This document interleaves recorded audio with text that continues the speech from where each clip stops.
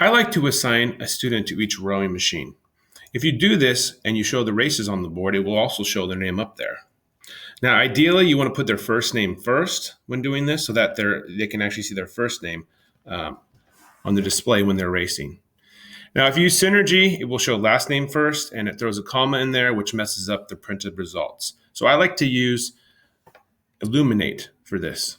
So to go to Illuminate, you're going to go up to where it says Staff, click on Staff from the Stocking Unified website.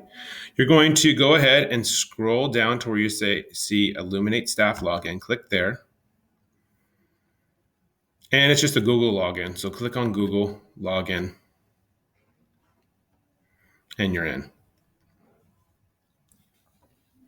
You then want to go down, you want to make a list of all your students. You're going to go down to where it says Students, click on Students, go across to where it says Student List, click on Student Lists, and then this will give you all your students with their names.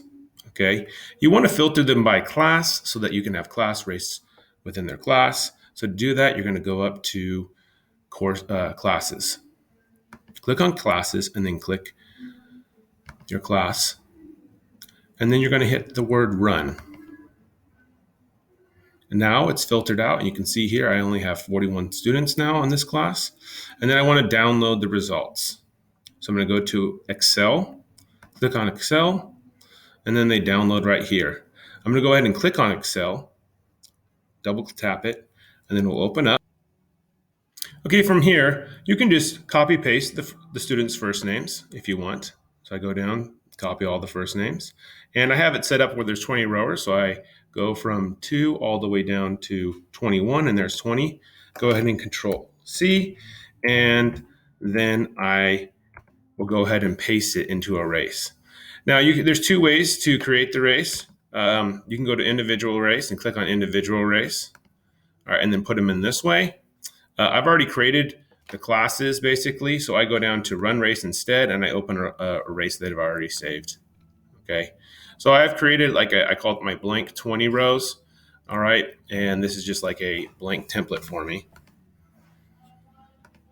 And then I'm going to paste the students' names right here. So I just click there and hit Control V, and then all the names pop up. And then it's just by first name. Now, I may want to do first and last name, and that's going to be a little bit more complicated. It's not that hard to do. You go to your Excel sheet, all right, and to do the 2 names together, you have to actually put everything into a formula. So I'm going to go ahead and create a new put a formula into row E. So I'm going to click on row E right here, and then I'm going to go up to Formulas. Click on Formulas, and then I go to where it says Text, click on Text, and I scroll down to where it says CONCATENATE. Click there, and then this box pops up. Okay, I'm going to go ahead and click on first name first, right here. You can see the C1 popped up. I then want to have a space between the 2 names. So to put a space, you put parentheses. Then you put another parenthesis in, and then you're going to scroll down, or then you're going to go ahead and go to the 3rd box, and then you're going to click last name. So you can see B1 pops up, and there's my formula. Hit OK, and you can see first space last popped up. Now I want to copy this formula all the way down for every single one of my students. So I hover over the right bottom corner, and you see a plus sign pop up. All I need to do to transfer this formula to the rest of the boxes is I grab on to it and pull it all the way down to the very bottom. And then you can see here all the names popped up. Now I have first and last name. Okay. Now I have 20 rowers, so I'm going to copy 20 names. So I'm going to start here, scroll all the way down. Oh, sorry, wrong one. I'm going to go here, copy all the way down. All right, I started at 2, so I'm going to go all the way down to 21. All right, Control C. And I go back to the ERG Race program and hit the first box, and you can see it says Mickey, Donald, Daisy. Now it's going to say both names, Control V. All right, and now I have both names with a space in between.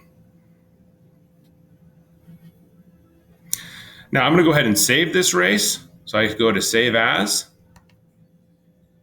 Okay, I'm going to go ahead and call it Cartoon 1, because if you haven't noticed, they're all cartoon characters. Cartoon Heat 1, actually.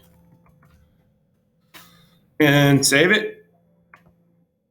And then I'm going to go back and create another race with my second heat. So I'm going to go back to my Excel sheet, and now I'm going to go ahead and copy the next 20 rowers.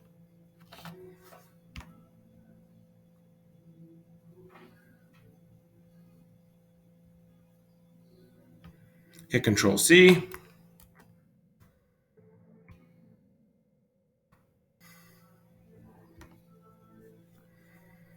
All right, and now I'm going to go ahead and do Heat 2. So click up here, hit Control V. Now I have the second 20 students in my class here. I'm going to save this as Heat 2 for the class, Cartoon Heat 2. And now it's saved and I have every student's name popped up. Now the cool thing about this is that you can actually view and print the results. So I go down to where it says participation seating sheet, click there, and you can see all the names popped up. All right. Now if you put a comma in here, it messes everything up, and I'll show you what it looks like with a comma. So let's say I put a comma in here.